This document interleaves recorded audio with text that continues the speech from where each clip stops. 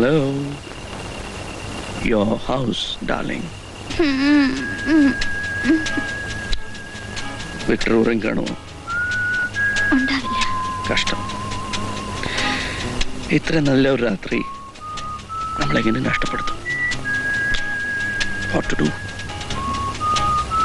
I am sorry. Really sorry, Dad. മറ്റൊരിക്കലാവും. ജൂലിയെ പരിചയപ്പെട്ട ദിവസം മുതൽ ഉറക്കമില്ലാത്ത രാത്രികളായിരുന്നു. ഉറക്കം കിട്ടാൻ ഞാൻ ആശ്രയിച്ചിരുന്നത് ഈ ഗുളികകളാണ്. ഇതിൽ 1 or 2 വിക്ടർ അറിയാതെ വിക്ടറിനെ കൊണ്ട് കഴിപ്പിക്കാമെങ്കിൽ ഒരു അപകടമില്ല. Perfectly safe. പുലർച്ചെ ആകുമ്പോഴേ വിക്ടർ എണീക്കുള്ളൂ. ഈ രാത്രി നമ്മുടെ മാത്രം. Say yes. Yes. Good girl. Victor ഉറങ്ങുന്നവരെ ഞാനിവിടെ എവിടെയെങ്കിലും കാത്തിരിക്കാം. ഓക്കെ? Go. Go.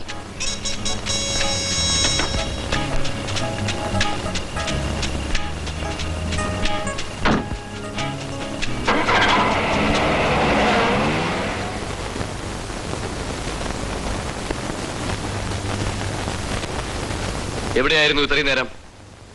കുതിരകളുടെ ലോകത്ത് പെട്ടാ പിന്നെ നിങ്ങൾക്കൊന്നും വേണ്ട. അതുപോലെയാണോ ഞാൻ? ഇരുന്നിരുന്ന് ബോറടിച്ചു. അപ്പോഴാണ് രാജു വന്ന് വിളിച്ചത്. ചുമ്മാ കുറെ കറങ്ങി. Had some jolly time. ഞാനിതൊന്നും കാണുന്നില്ലെന്നും അറിയുന്നില്ലെന്നും കരുതരുത്. I don't like this. Come on Victor, don't be silly.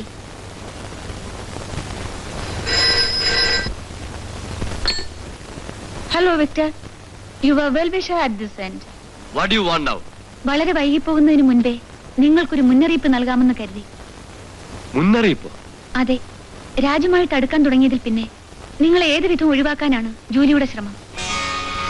കഴിഞ്ഞ ഏതാനും ആഴ്ചകളായി രാത്രി കിടക്കുന്നതിന് മുൻപ് നിങ്ങൾക്ക് തരുന്ന പാലിൽ ജൂലി അല്പാൽപ്പം വിഷം കലർത്തുന്നുണ്ട്. അതെ വിക്ടർ, സ്ലോ പോയിസണിംഗ്. നിങ്ങൾ പോലും അറിയാതെ നിങ്ങൾ മരണത്തിലേക്ക് അടുത്തുകൊണ്ടിരിക്കുകയാണ്. You know it's possible. So be careful.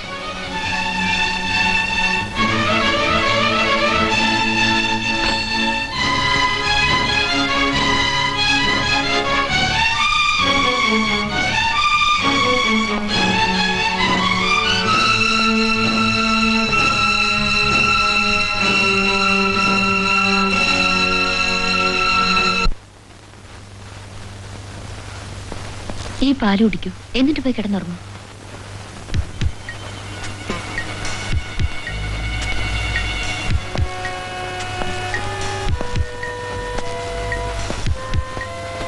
Julie ഇരിക്കൂ.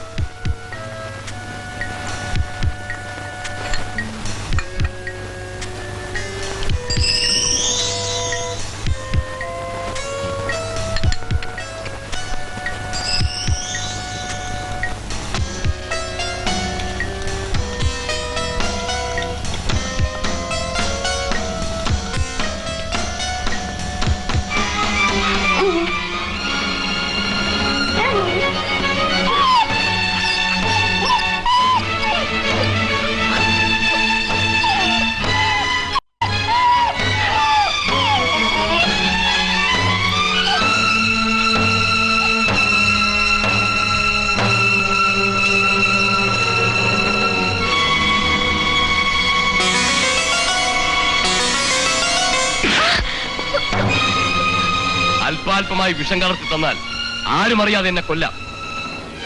നിയമത്തിന്റെ മുന്നിൽ നിനക്ക് രക്ഷപ്പെടുകയും ചെയ്യാം. എന്നിട്ട് വേണം ആ രാജുവായി നിനക്ക് ജീവിക്കാൻ.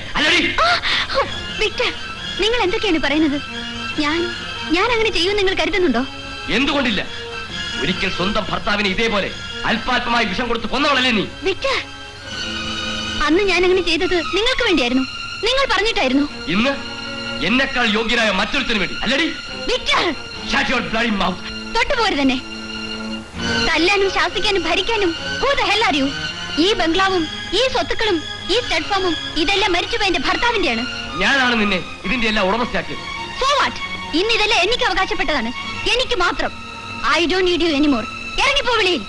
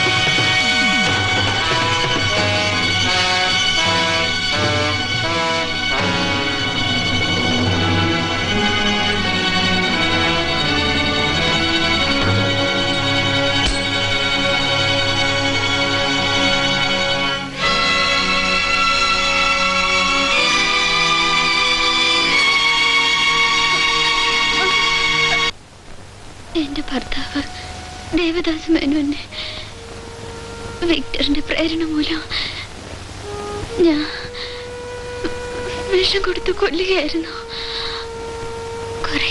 കുറേശ്ശെ അതേപോലെ ഞാൻ വിക്ടറിനെ കൊല്ലുമെന്ന് അയാൾ ഭയന്നു. ആ ഭയത്തിന്റെ പേര് അയാൾ എന്നെ കൊല്ലാൻ തുടങ്ങിയായിരുന്നു. വിക്ടർ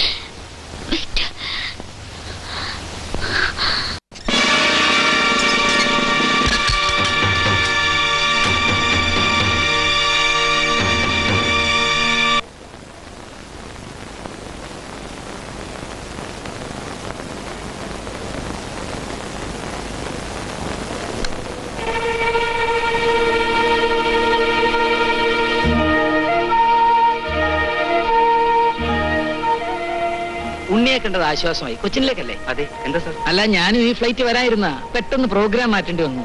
ഇന്ന് തന്നെ ബോംബെയിലെത്തണം. ഉണ്ണി എനിക്കൊരു സഹായം ചെയ്യണം. ഈ ബ്രീഫ് കേസിൽ ഞങ്ങളുടെ കോഫിയുടെ എക്സ്പോർട്ട് ക്വാളിറ്റി സാമ്പിൾസാ. ഇതൊന്ന് കൊച്ചിയിൽ എത്തിക്കണം. ഞാൻ വിളിച്ചു പറയാം. ആള് വന്ന് ഉണ്ണിയെ കണ്ട് വാങ്ങിച്ചോളും. അതിനെന്താ? ബുദ്ധിമുട്ടൊന്നും ഇല്ലല്ലോ? താങ്ക്സ്.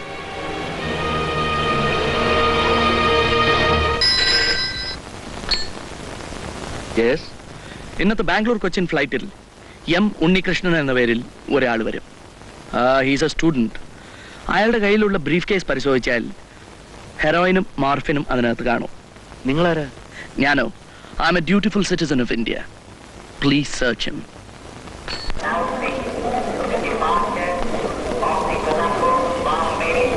മിസ്റ്റർ ഉണ്ണികൃഷ്ണ മേനോൻ? അതെ. Please come.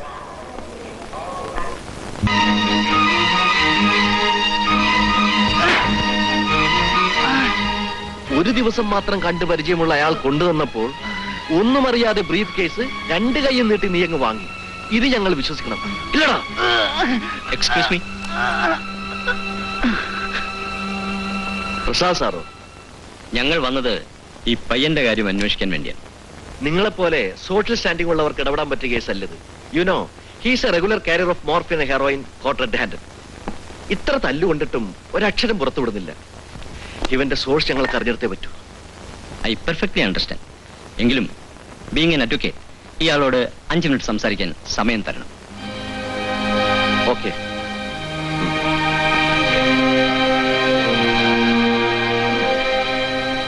ഉണ്ണി, ഞാൻ അഡ്വക്കേറ്റ് പ്രസാദ്, ബാരിസ്റ്റർ മേനോന്റെ ഒരു അടുത്ത സുഹൃത്ത്.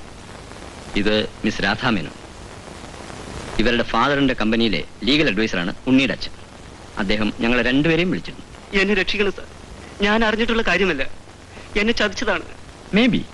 പക്ഷേ നമുക്കത് പ്രൂവ് ചെയ്യാൻ പറ്റാത്തിടത്തോളം കാലം അവർ ഉണ്ണിയെ കുറ്റക്കാരനായിട്ടേ കാണും. സാർ, ഞാൻ തൽക്കാലം കുറ്റം സമ്മതിക്കുക. ചെയ്ത തെറ്റിന്റെ ഗൗരവം അറിയാതെയാണ് അത് ചെയ്തതെന്നും അതിൽ ദുഃഖിക്കുന്നുവെന്നും മാപ്പ് തരണമെന്ന് അപേക്ഷിച്ചുകൊണ്ടുള്ള ഒരു സ്റ്റേറ്റ്മെന്റ് എഴുതി ഒപ്പിട്ട് തന്നാൽ ഞാൻ കോടതിയിൽ ഹാജരാക്കാം. ഒരു താക്കീത് നൽകി അവർ വിട്ടയച്ചേക്കും. ഉണ്ണിയുടെ അച്ഛനും ഇതാണ് അഡ്വൈസ് ചെയ്തത്. നിങ്ങൾ ഇത് അവനെ കൊണ്ട് ഫോഴ്സ് ചെയ്ത് ഒപ്പിടിച്ചാണ്. I will prove that. ഞങ്ങളുടെ അഡ്വക്കേറ്റിന്റെ മുമ്പിൽ വെച്ചാണ് ഉണ്ണി ഇത് ഒപ്പിട്ടത്. ബാരിസ്റ്റർ അറിയുമായിരിക്കും. അഡ്വക്കേറ്റ് പ്രസാദ്, അദ്ദേഹം ഒരു നോട്ടറി പബ്ലിക് കൂടിയാണ്. ഉണ്ണിയെ ആരും ഫോഴ്സ് ചെയ്തിട്ടില്ലെന്നും ഉണ്ണി സ്വമേധയാ ഒപ്പിട്ട് തന്ന സ്റ്റേറ്റ്മെന്റ് ആണ് ഇതെന്നും നോട്ടറി പബ്ലിക്കിന്റെ സാക്ഷ്യം ധാരാളമാണ്. പിന്നെ നിയമം അറിയാവുന്ന ബാരിസ്റ്ററിനെ ഞാൻ ഇതൊക്കെ ഓർമ്മിപ്പിക്കണോ? നിങ്ങൾ you cannot do this. No. Oh yes I can. 2 വർഷത്തിന് മുമ്പ് ചെയ്യാത്ത കുറ്റത്തിന് ജയിലിൽ കിടന്നിരുന്ന ഒരു ചെറുപ്പക്കാരനെ സഹായിക്കാമെന്ന് പറഞ്ഞ് തെറ്റിദ്ധരിപ്പിച്ച് സഹാനുഭൂതി കാണിച്ച് വിശ്വസിപ്പിച്ച് നിങ്ങളൊരു കുറ്റസമ്മതം ഒപ്പിട്ട് വാങ്ങിച്ചില്ലേ? ഓർക്കുന്നുണ്ടോ? Balu was his name, is his name, and that's me. Balu, ഞാൻ എന്തു വേണമെങ്കിലും ചെയ്യാം. നിങ്ങൾ എന്റെ മകനെ രക്ഷിക്കണം. At any cost please. ഞാൻ നിങ്ങളുടെ കാല് പിടിച്ച് കെഞ്ചുന്നു. വെൽ ബാരിസ്റ്റർ, എന്റെ ടേംസ് വളരെ സിമ്പിളാണ്. നമ്പർ 1, എന്റെ ഫാദർ നിരപരാധിയായിരുന്നുവെന്നും കമ്പനിയുടെ പണ ഇടപാടുകളിൽ ഒരു കൃത്രിമവും കാണിച്ചിട്ടില്ലെന്നും തെളിയിക്കാൻ കഴിയുന്ന ഫയൽസും രേഖകളും നിങ്ങളുടെ കയ്യിലുണ്ട്. I want dum. നമ്പർ 2, നിങ്ങൾ മനഃപൂർവ്വം രേഖയുണ്ടാക്കി ഇല്ലാത്ത കേസിൽ എന്നെ കൊടുക്കുകയായിരുന്നു എന്ന് ഏറ്റുപറയുന്ന ഒരു സ്റ്റേറ്റ്മെന്റ്. ഇത് രണ്ടും എന്റെ അഡ്വക്കേറ്റിന്റെ കയ്യിൽ നിങ്ങൾ ഏൽപ്പിച്ചാൽ ഇതാണ് അദ്ദേഹത്തിന്റെ കാർഡ്. ആ നിമിഷം ഉണ്ണിയെ രക്ഷപ്പെടുത്താനുള്ള വഴി ഞാൻ കാണിച്ചു തരാം. But how can you? ന്യായമാണ് നിങ്ങളുടെ സംശയം, ബോധ്യപ്പെടുത്താം. ചാലി ചാലി, ഇതാണ് എന്റെ ഫ്രണ്ട് മിസ്റ്റർ ചാർലി. നിയമവിരുദ്ധമായി സ്മഗിൾഡ് സാധനങ്ങൾ കടത്തിയതിന് ജയിൽ ശിക്ഷ കഴിഞ്ഞ് ഇപ്പൊ പുറത്തിറങ്ങിയതേ ഉള്ളൂ. രാജു എന്ന പേരിൽ സാറിന്റെ മകനെ പരിചയപ്പെട്ടതും അടുപ്പം ഭാവിച്ച് മറ്റവനുള്ള ബ്രീഫ് കേസ് ഏൽപ്പിച്ചത് ഞാനാ. ഞാൻ ആവശ്യപ്പെട്ടാൽ ചാർലി അത് ഏറ്റുപറയും. ഒരിക്കൽ ജയിൽ ശിക്ഷ കഴിഞ്ഞ് പുറത്തിറങ്ങിയ ഇയാൾ വീണ്ടും കുറ്റമേറ്റു പറയുമെന്നോ? ഒരു സംശയവും വേണ്ട സാറേ, ബാലുവിന് വേണ്ടി ഈ ചാർലി ഏറ്റുപറയും. കഴിഞ്ഞ തവണ എന്നെ പിടിച്ചപ്പോ അവരാവുന്ന പണി മുഴുവൻ നോക്കി. ആരുടെ കയ്യിൽ നിന്നാണ് എനിക്ക് ചരക്ക് കിട്ടുന്നതെന്ന് എന്നെ കൊണ്ട് പറയിക്കാൻ ഞാൻ എന്റെ മുതലാളിയെ ഒറ്റിക്കൊടുത്തില്ല. പക്ഷേ അതിന്റെ നന്ദി ആ ദുഷ്ടൻ എന്റെ കുടുംബത്തോട് കാണിച്ചില്ല. ഇത്തവണ ഞാനത് മനസ്സിൽ ഉറപ്പിച്ചിരിക്കുക. ബാലുവിന് വേണ്ടി സാറിന്റെ മകനെ രക്ഷപ്പെടുത്താൻ ഞാൻ ഈ കുറ്റം ഏറ്റെടുത്താൽ ഒരു സംശയവും വേണ്ട, ഞാൻ മാപ്പുസാക്ഷിയാവും. അവരെന്നെ ശിക്ഷിക്കില്ല സാർ. എന്റെ മുതലാളിയുടെ എല്ലാ താവളവും സ്റ്റോക്കും ഞാൻ അവർക്ക് ഒറ്റുകൊടുക്കും. എനിക്ക് റിവാർഡും കിട്ടും. Well, are you convinced now? Say yes or no. സമയം കളയാനില്ല. യെസ് എന്നാണ് ഉത്തരമെങ്കിൽ 9-ാം തീയതിക്കകം ബാംഗ്ലൂരിൽ അഡ്വക്കേറ്റ് പ്രസാദിന്റെ ഓഫീസിൽ ഞാൻ പറഞ്ഞ രേഖകൾ എത്തിക്കുക. അതല്ല നോ ആണെങ്കിൽ പാവം ഉണ്ണി. My sympathies are with him. Charlie വാ. വരട്ടെ സാർ.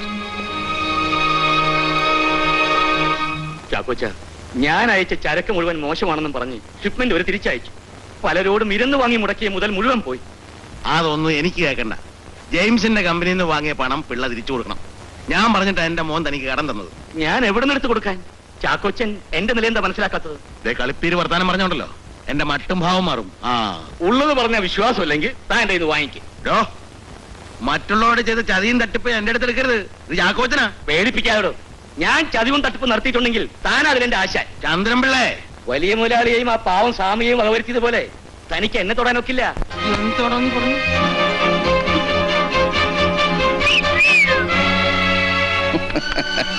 ഇതെന്താ ഗുസ്തി പിടിക്കുന്നു?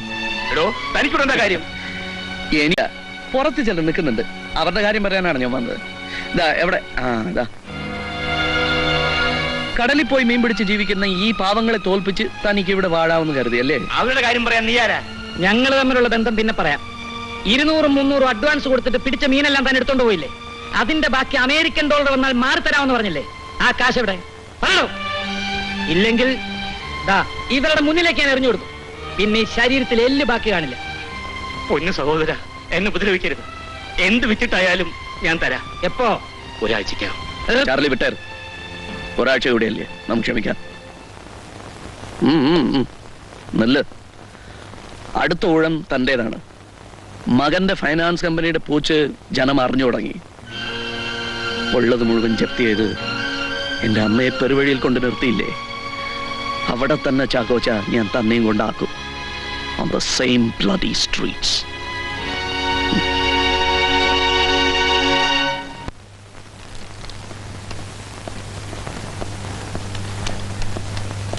രാധ എന്താ അത്യാവശ്യമായിട്ട് എന്നെ കാണണമെന്ന് പറഞ്ഞത്? എന്റെ ഡെപ്പോസിറ്റ് തിരിച്ചു കിട്ടാൻ പലവട്ടം ഞാൻ കയറി ഇറങ്ങി നിങ്ങളുടെ ഓഫീസിൽ. ഒടുവിൽ തന്ന ചെക്ക് ഇതാ ബാങ്കിൽ നിന്ന് തിരിച്ചു വന്നിരിക്കുന്നു. അവിടെ നിങ്ങളുടെ ഫിനാൻസിന്റെ പേരിൽ ചില്ലി കാശില്ലെന്ന്. ഒന്ന് പതുക്കെ, നമുക്കല്പം മാറി സംസാരിക്കാം. എന്ത് സംസാരിക്കാൻ? എനിക്ക് എന്റെ കാശ് കിട്ടിയാൽ മതി. രാധയ്ക്കറിയാലോ ചന്ദ്രമളിക്ക് കൊടുത്ത കാശിന്റെ കാര്യം മുഴുവനും പോയി. എനിക്ക് അതിൽ കൂടുതൽ അറിയാം. വലിയ പലിശ കൊടുക്കാമെന്നും പറഞ്ഞ് നാട്ടുകാരെ മോഹിപ്പിച്ച് വാരിക്കൂട്ടിയ പണം മുഴുവൻ താനും തന്റെ അപ്പനും കുതിരപ്പന്തയത്തിലും ചൂതാട്ടത്തിലും കൊണ്ടുപോയി തൂത്തടിച്ചില്ലേ? കുടിച്ചു കൂത്താടിയില്ലേ? എനിക്ക് വന്ന ഗതികേട് മറ്റൊരാൾക്കുണ്ടാവരുത്. നിങ്ങളെല്ലാം ഇത് കാണണം. ഇയാൾ തന്ന വണ്ടിച്ചെക്കാണിത്. മേലിൽ ഒരുത്തനും ഇയാൾ നടത്തുന്ന ഫിനാൻസ് കമ്പനിയിൽ വിശ്വസിച്ച് ചതിയിൽപ്പെടരുത്. എന്റെ കാശ് ഈടാക്കാനുള്ള വഴി എനിക്കറിയാം.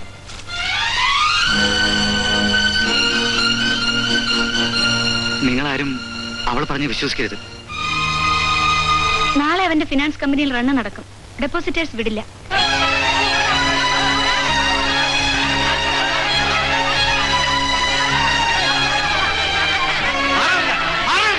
മാറാനോ? ഞങ്ങളുടെ കാശ് കിട്ടാതെ. എടാ ജെയിംസേ, ഇറങ്ങി വാടാ. അയാളോട് ഇല്ലെന്ന് പറഞ്ഞില്ലേ? പിന്നെ എവിടെ പോയി? പോലീസ് അന്വേഷിക്കുന്നുണ്ട്. നിങ്ങൾ വെള്ളം വെക്കാതെ പോകണം. എന്റെ ദൈവമേ, ഇവന്റെ തലയിൽ എഴുത്തി വീഴണേ. എന്റെ മോളെ കത്തിക്കാൻ വെച്ച പണം ഞാൻ ഇവിടെ കൊണ്ടിട്ടു. ഇനി ഞാനത് എവിടെ നിന്ന് ഉണ്ടാക്കും?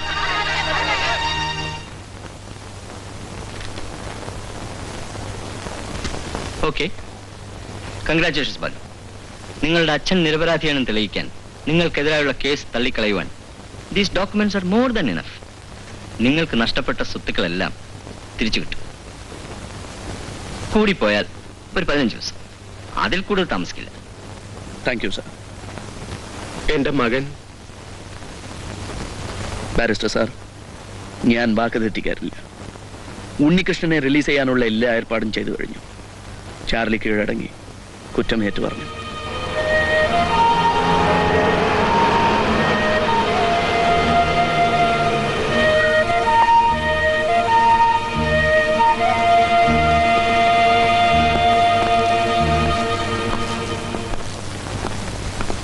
മുതലാളി ക്ഷമിക്കണം. ഒരിക്കൽ കൂടെ ജയിലിൽ പോകാൻ എനിക്ക് തീരെ മനസ്സില്ലാത്തതുകൊണ്ടാ ഇവർക്ക് ഇങ്ങോട്ടുള്ള വഴി കാണിച്ചു കൊടുത്തത്.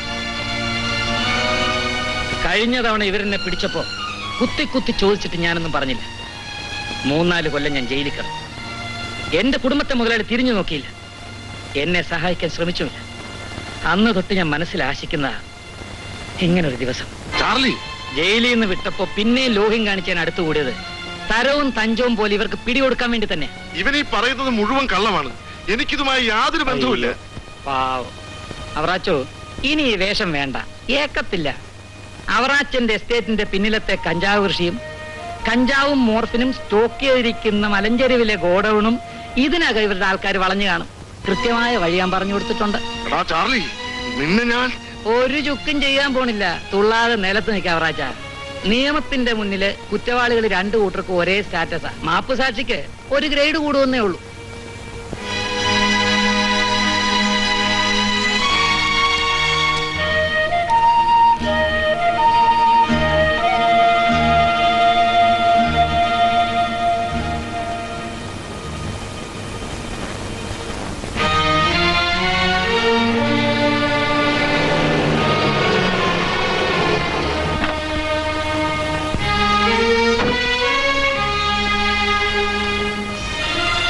ഇവരെന്റെ വീട് ജപ്തി ചെയ്തു കുഞ്ഞെ. എന്നെ അറസ്റ്റ് ചെയ്ത് കൊണ്ടുപോകാൻ തുടങ്ങുക. എന്റെ സമ്പാദ്യം മുഴുവൻ പോയി. ഇല്ല ചാക്കോച്ച, നിങ്ങൾ ചെയ്ത പാവം ഇനിയും ബാക്കിയുണ്ട്. ഓർമ്മയില്ലേ എത്ര പേരെ ചതിച്ചു? അതിനു പകരം നിങ്ങളെ തോൽപ്പിക്കുകയായിരുന്നു. തനിച്ചല്ല, ഞങ്ങൾ 2 പേരും ചേർന്ന്.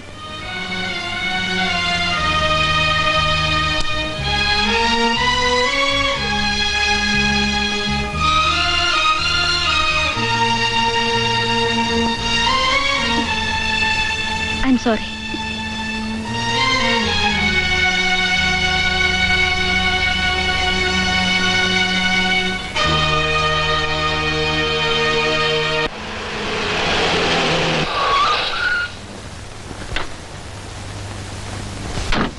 സണ്ണി, എന്റെ എല്ലാം പോയി. പോലീസിന്റെ പിടിയിൽ നിന്ന് രക്ഷപ്പെട്ടാ ഞാൻ ഇങ്ങോട്ട് ഓടിപ്പോന്നത്. ഇവിടെയും അത് തന്നെയാണ് സ്ഥിതി. അപ്പനെ അറസ്റ്റ് ചെയ്ത് റിമാൻഡിൽ വെച്ചിരിക്കുക. എന്റെ പേരിലും വാറണ്ട് ഉണ്ടെന്ന് കേട്ടു. ഇതിനെല്ലാം കാരണക്കാരനായ ബാലു, അവനോട് ഇതിന് പകരം ചോദിക്കണം. ഒളിവിലും തടവിലും പോകുന്നതിന് മുമ്പ്. വരട്ടെ ജെയിംസ്, എന്റെ അപ്പനെ ജാമ്യത്തിലെങ്കിലും പുറത്തിറക്കട്ടെ. എന്നിട്ട്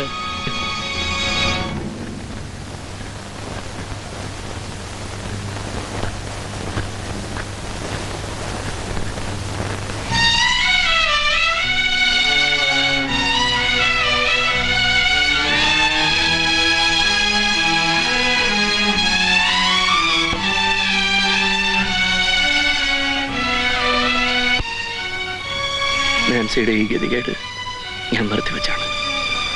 നാൻസിക്ക് ഇപ്പോൾ ആരും ഇല്ലാതായി. പക്ഷേ എനിക്കിത് ഒഴിവാക്കാൻ കഴിയുമായിരുന്നില്ല. എല്ലാം കഴിഞ്ഞില്ലേ ബാലു? പോകുന്നതിന് മുമ്പ് മോനെ ഒന്ന് കാണണമെന്ന് തോന്നി. ഞാൻ എന്റെ മോനെ ഒന്ന് കണ്ടോട്ടെ. വരൂ.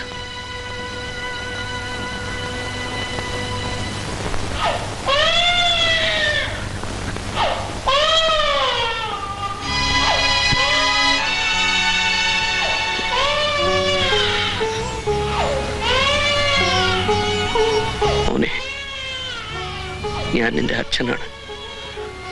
പക്ഷെ ആ സ്ഥാനം എനിക്കില്ല. നാൻസി, ജാതിയും മതവും ഏതായാലും ഇവനെ നന്നായി വളർത്തണം, നന്നായി പഠിപ്പിക്കണം, വലിയ ആളാക്കണം. ചെയ്തൊന്നും പോരാഞ്ഞിട്ട് വീട്ടിൽ കയറി ഭരണം തുടങ്ങിയല്ലേ?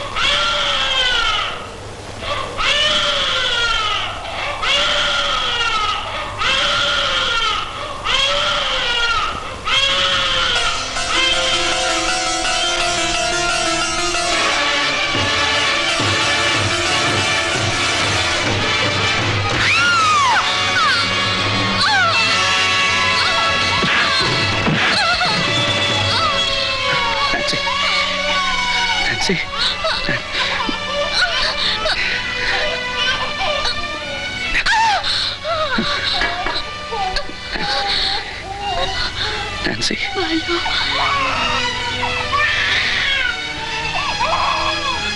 നമ്മുടെ മോൻ